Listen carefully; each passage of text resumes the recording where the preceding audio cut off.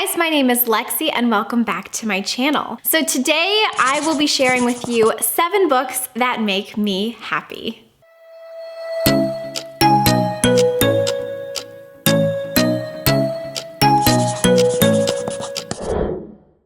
So I love books.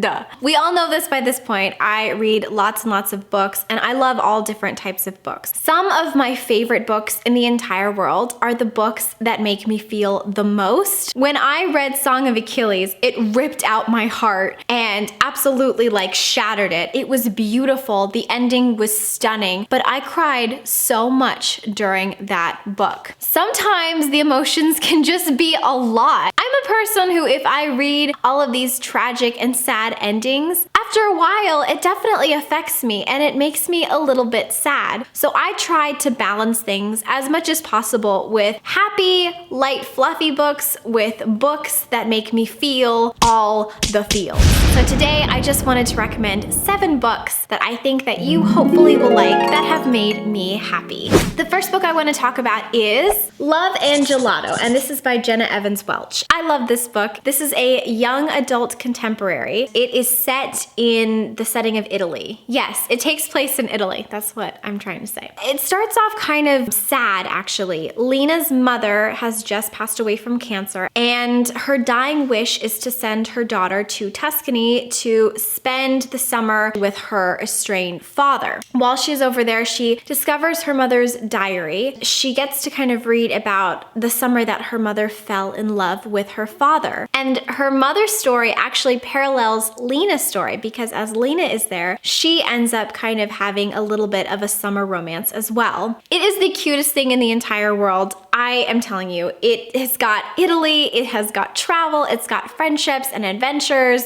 and it's got tons and tons of amazing food. I'm definitely one of those people who I love reading books about food. There's just something about reading about different types of food that really puts me in the setting and also tends to make me really, really hungry. You don't want to know how much gelato I actually consumed while reading Love and Gelato, but it was a lot. I absolutely recommend this for everyone, even if you don't read a lot of young adult books or a lot of contemporary books. I certainly don't read a lot of contemporary books. I tend to stick more towards fantasy or magical realism, but I have to say this was very whimsical in its own right and so charming, and I really, really loved it. It's perfect for the summer. It made me really happy, and I highly recommend it. The next book I want to talk about is A Little Something Different, and this is by Sandy Hall. Now, I never see anybody ever talk about this book in particular, and I don't know why. This is one of those books where the writing style is definitely one of the best things about the book. So if you're a writer or if you enjoy just a very well-crafted story, I highly recommend that you pick this up. It's not long. Yeah, it's less than 250 pages long. I read this in one sitting. It's completely worth it. So I love this. I actually think I'm gonna reread this really soon because I forgot how happy it made me, and then I saw it on my shelves and I was like, yes, I love this book. So this book is about 2 people who meet in college, and they clearly have a thing for each other, but neither of them really wants to admit it, and they both seem kind of shy. So the entire book is essentially about everyone in their life and their perspective on their relationship. So it's the bitchy barista at Starbucks who can't stand them because she can tell that they're totally in love with each other, and it makes her feel so annoyed because neither of them will actually approach the other one. It's their professor who is trying to set them up, and the professor, they engineer a project just so that they'll have to become partners. It even has the perspective of a park bench, and the park bench, I specifically remember, says that it is so tired of butts sitting on it all day long.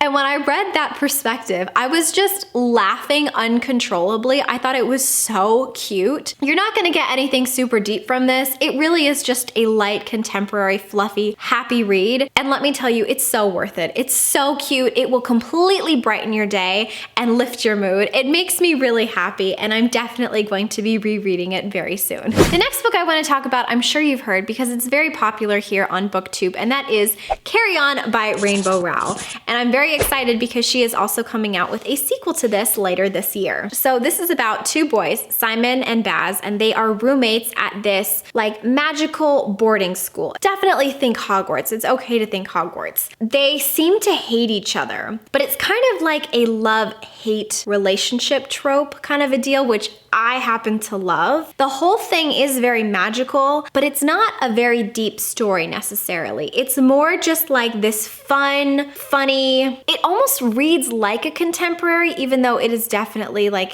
set in this fantastical school and everything. I hate saying that it reads like fan fiction because I feel like that discredits Rainbow Rowell, and I don't mean to discredit her because this is clearly like very good. In my opinion, this is a very, very good literary fiction thing that just kind of like stands alone, but it would remind you a little bit of like Harry Potter fan fiction. It's really cute. I absolutely love it. It makes me so happy. The romance in here is really, really adorable. Like, you will definitely get on the Snowbaz train. The whole thing is just a light, happy, fluffy read that is completely and totally worth reading. So yeah, if that makes sense. I highly recommend it. It's the best. Okay, so those were all my young adults. So now let's go ahead and move on to middle grade. So the first middle grade will not surprise anybody on this channel who has been following me for a while because I keep shoving this book down everyone's throat, and I am well aware. And that is Nevermoor by Jessica Townsend.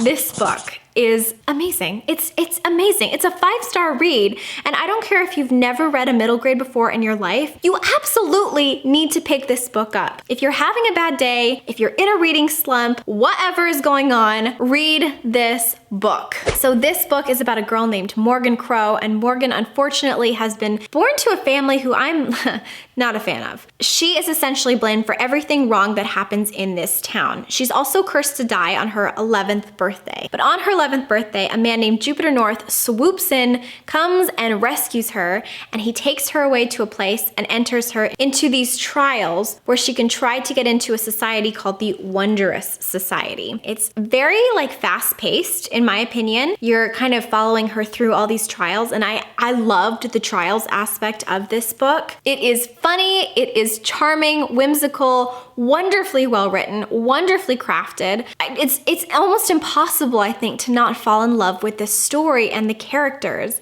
and it will completely brighten your day. The next middle grade I have here is Greenglass House, and this is by Kate Milford. Now, this is a more quiet read for sure. So if you don't think that you can invest a lot of time in getting into like a fantastical world, or if maybe you're not quite in the mood for like a romantic contemporary, this is the book that I would recommend for you. The way I would describe this is more of a cozy mystery for middle grade. Now, I am somebody who does not necessarily gravitate towards mystery stories just in general. It's just not something that I think about a lot of the times when I'm picking up my books. But this is one of the best books that I've ever read, and it is so worth everyone reading. This is about a little boy named Milo, and he lives with his parents who run something called a smuggler's inn. And this is essentially a hotel for thieves. Well, one night around Christmas Eve, I believe, when they're not expecting any visitors, all of a sudden the entire hotel gets booked up by all of these mysterious smugglers all on the same night.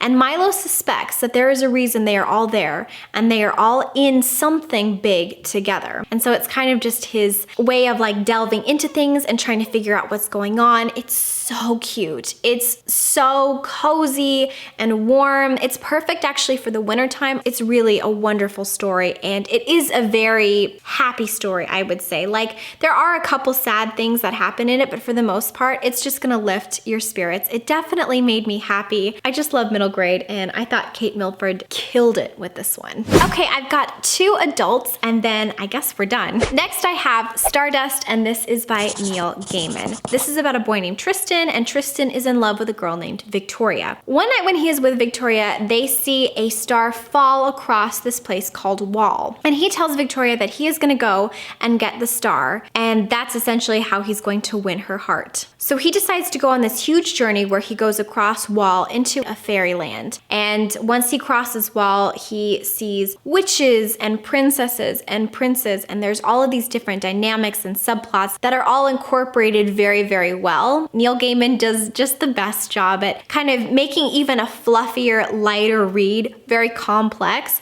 but it's very easy to follow, and like it's not like an epic fantasy or anything like that at all, and it's also very short. I also highly recommend the movie because the movie Stardust is one of my favorite movies ever, and as of today anyways, it is still on Netflix. I don't know if it will be like when you're watching this, but it is still on Netflix now. I would say that between the book and the movie, I do prefer the movie, but I love the book, and I feel like the book is so worth reading. And last but not least, my last recommendation is Chocolat, and this is by Joanne Harris. I love this book. I love everything about this book. I love the world that she has created. This is actually a trilogy. Not a lot of people know that. I absolutely love the second book just as much as the first book. The third book, I don't really care for, to be honest, and I think I own it, but honestly, like I won't ever reread it, although I have reread this book and the second book multiple times. So this book is about a girl named Vian, and she has a little girl named Anouk, and they move to this sleepy little village in France. And she decides to open a chocolatier. Yeah. And every single morning she makes all of this amazing chocolate. And again, we've got like that visual of the food. So Joanne Harris really puts us in the chocolatier. We're smelling the chocolate and we're tasting the chocolate. I mean, this book will make you want chocolate like nobody's business. Oh my God. But it's just such a wonderful, wonderful story because the townspeople really have restricted themselves, and so they don't ever allow themselves to indulge in life or enjoy the little simple things of life. But they slowly start sneaking over to Vian's chocolatier, and every time they have a little bit of her chocolate. Oh, the UPS man came. Oh, I bet I'm getting books. Hold that thought, hold that thought. Sorry. It's yeah, okay. It's the daily struggle. So now that I've got some new books, what was I saying? This is a good book, as I'm sure is what I was saying, right? Yeah, okay. Oh, right, okay, I'm good now. So these people slowly start to kind of trickle into her store, and every time they buy or taste some of her chocolate, it's like a little bit of magic happens to them and in their life. Is the magic really in the chocolate, or is it just because Vian is like putting in all of this love and like teaching people to do self-love and things? I mean, it's so cute. I don't know anybody who doesn't love Chocolat. I will say the difference between Stardust and Chocolat though is that I preferred the book over the movie. I feel like with the movie of Chocolat, even though it is a very cute movie that I enjoyed, they really harp on more of like the more sad aspects of this book and like less of the happy times. So if you want like the happy stuff, read the book. Okay guys, that is it for my 7 books that make me happy. Do you have any books that you would like to recommend that have made you happy? Please let me know. I always am down to try a new book, especially if it's gonna be something that just puts me in the best mood ever. Until next time, you guys, please keep your head in the clouds and your heart in a book, and I will talk to you later. Bye.